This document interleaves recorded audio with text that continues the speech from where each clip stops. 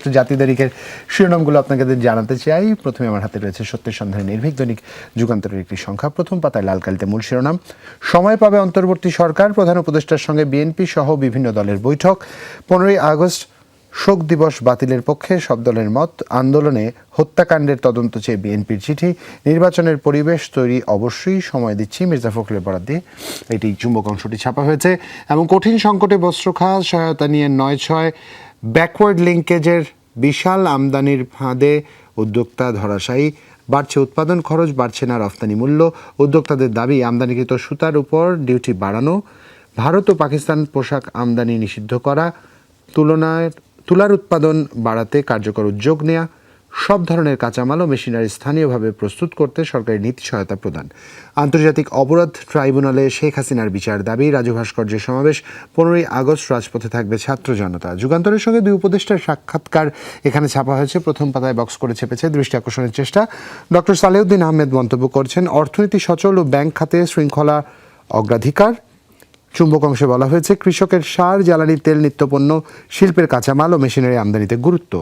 Brigadier general অবসরপ্রাপ্ত সাখাওয়াত হোসেনের সাক্ষাৎকারে তিনি বলেছেন, শেখ হাসিনাকে বিচারের মুখোমুখি হতে হবে।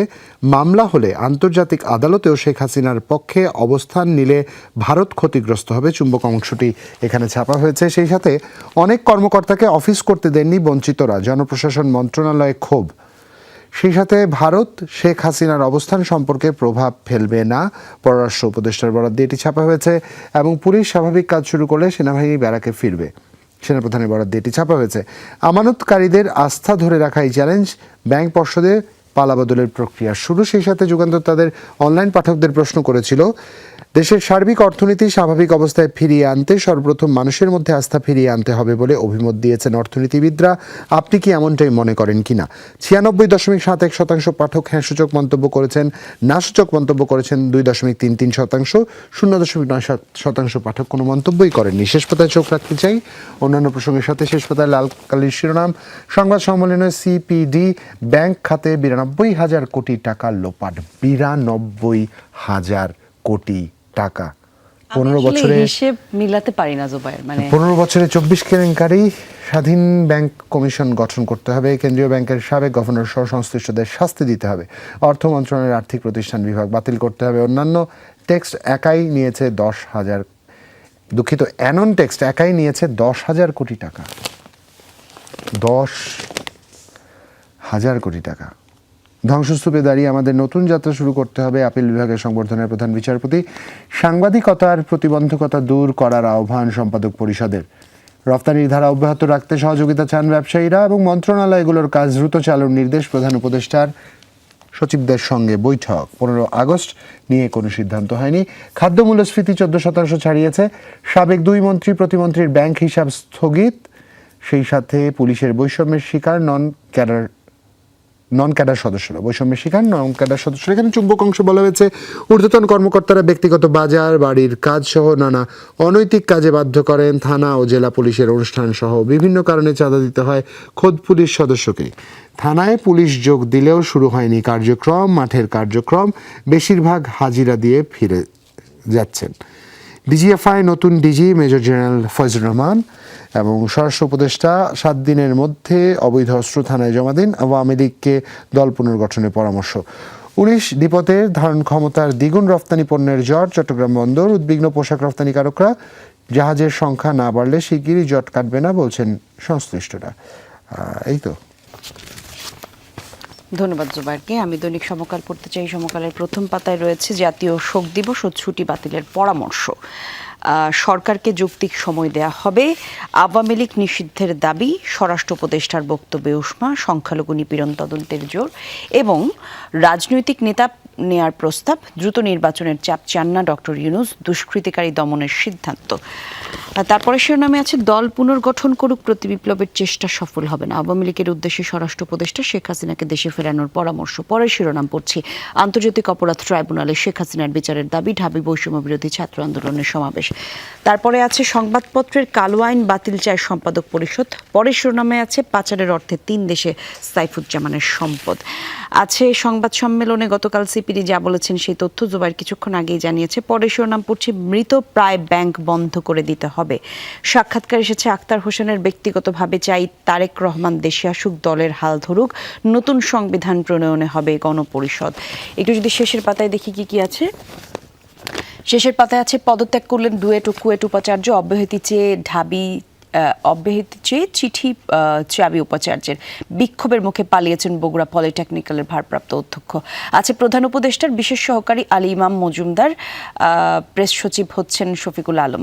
তারপরে আছে, পদ ছাড়লেন 70 আইন কর্মকর্তা এবং 6 প্রসিকিউটর। বাংলাদেশ ব্যাংকের 4 কর্মকর্তার পদত্যাগ, শিল্পকলা একাডেমিতে লাকি যুগের অবসান।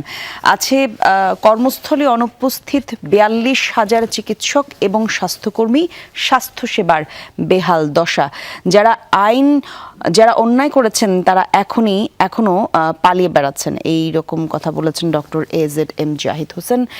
তারপরে আছে, এই পরিস্থিতির জন্য দায়ী স্বাস্থ্যসেবা, দলীয় রাজনীতি, মত বিশ্লেষকদের। অর্থাৎ এই যে কর্মস্থলে অনুপস্থিত যে 42,000 চিকিৎসক আছেন, তাদের অনুপস্থিতির যে কারণ, সেই কারণ হিসেবে বলা হচ্ছে এটি। ভরা মৌসুমে মুখ থুবড়ে পড়েছে ইলিশ আহরণ। তারপরে শিরোনাম এটা, ব্যবসায়ীরা চাহিদা অনুযায়ী টাকা পাচ্ছেন না। আর মানে এখানে ছোট করে যে লেখাটা আছে, দেশে রূপালী ইলিশের ভরা মৌসুম এখন চলছে, কিন্তু অর্থ সংকটে পড়েছে উপকূলের ব্যবসায়ীরা। এই পরিস্থিতিতে দিনে 2 লাখ টাকার বেশি টাকা উত্তোলন করা যাচ্ছে না, আর যে কারণে তারা আসলে ব্যবসায় টাকা ব্যবহার করতে পারছেন না, ব্যাংক থেকে উঠাতে পারছেন না। বলছে 2 লাখ টাকার বেশি উঠানো যাবে না, কিন্তু ব্যাংক থেকে আদতে তারা 1 লাখ টাকার বেশি উঠাতেই পারছেন না, যে কারণে ইলিশের এই ভরা মৌসুমে মুখ থুবড়ে পড়েছে ইলিশ আহরণের কর্মপদ্ধতি। আমার কাছে দি ডেইলি স্টার একটি সংখ্যা হাতে আছে, কম বেশি প্রত্যেকটি জাতীয় দৈনিক একই রকম শিরোনাম করেছে। ডেইলি স্টারের প্রথম পাতায় শিরোনাম করেছে, interim government to get necessary time for pose BNP Jamaat, 5 other parties tells Yunus.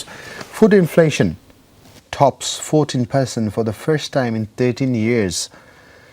Firearms looted from at least 22 DMP stations, recent violence, says Commissioner. Let's begin anew from the ruins. CG urges colleagues to work without fear. Engage young people in all tiers of government, Chief Advisor asked of top bureaucrats. Bangladesh experiencing a student-led revolution, says Professor Yunus. শেষ পাতায় চোখ রাখতে চাই অন্য প্রসঙ্গের সাথে, 4 High Court judges promoted to appellate division. No further delay to Gaza ceasefire, says leader of France, Germany, UK. 25 more Palestinians killed in Israeli strike. দেখো কলি, এই যে ইসরায়েল ফিলিস্তিন যে প্রসঙ্গ, তাতে করে এত সময় পর্যন্ত অপেক্ষা করতে হলো এই বিশ্ব নেতাদের, এটা দুঃখজনক। চোখের সামনে এতগুলো নিরপরাধ নিষ্পাপ মানুষ মারা গেল, হত্যা করা হলো, নৃশংসতা দেখলো, বর্বরতা দেখলো বিশ্ব, তারপর তাদের অপেক্ষা করতে হলো এতদিন, এবং finally no further delay to Gaza ceasefire. এত ক্ষয়ক্ষতির পর মানে ঠিক আর কত লাশ দেখলে তুষ্ট হবে বিশ্ব নেতারা? অপেক্ষা তারা করছিলেন। এটা আসলে পুরো বিশ্ববাসীর প্রশ্ন। তবে জুবাইর, সবচেয়ে বড় কথা হচ্ছে যুদ্ধ বন্ধ হোক, এটাই আসলে চাই, যত দ্রুত সম্ভব তত দ্রুত বন্ধ হোক। আমাকে তুমি শুধু এটা বোঝাও, এই যে সংবাদ সম্মেলনে সিপিডি যে বিষয়টি বলেছে, ব্যাংক খাতে 92,000 কোটি টাকা লোপাট, এখন এটার আসলে কি সমাধান হবে? এটার জন্য যারা দায়ী তাদের কি হবে?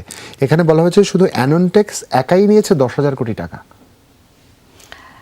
এই প্রশ্ন তো আসলে আমাদের সাথে সাথে আমার মনে হয় দেশবাসী সবাই আসলে এই প্রশ্নগুলোর উত্তর কিন্তু এখন খুঁজবে, চাইবে, জবাবদিহিতা করতে হবে, এর কোনো বিকল্প নেই। তবে এটা বিশাল ভুল করেছেন তারুণ্য নির্ভর বাংলাদেশ যে পরিবর্তনের ধারা শুরু করেছে, তরুণরা যদি প্রশ্ন করতে শুরু করে একটা বিশাল সংকটের মুখে পতিত হবেন। এর সাথে সম্পৃক্ত যারাই রয়েছেন, এবং আমাদের প্রত্যেকের এই টাকা আপনাদের কারো ব্যক্তিগত সম্পত্তি নয়, রাষ্ট্রের টাকা, যে আপনারা নয়ছয় করেছেন।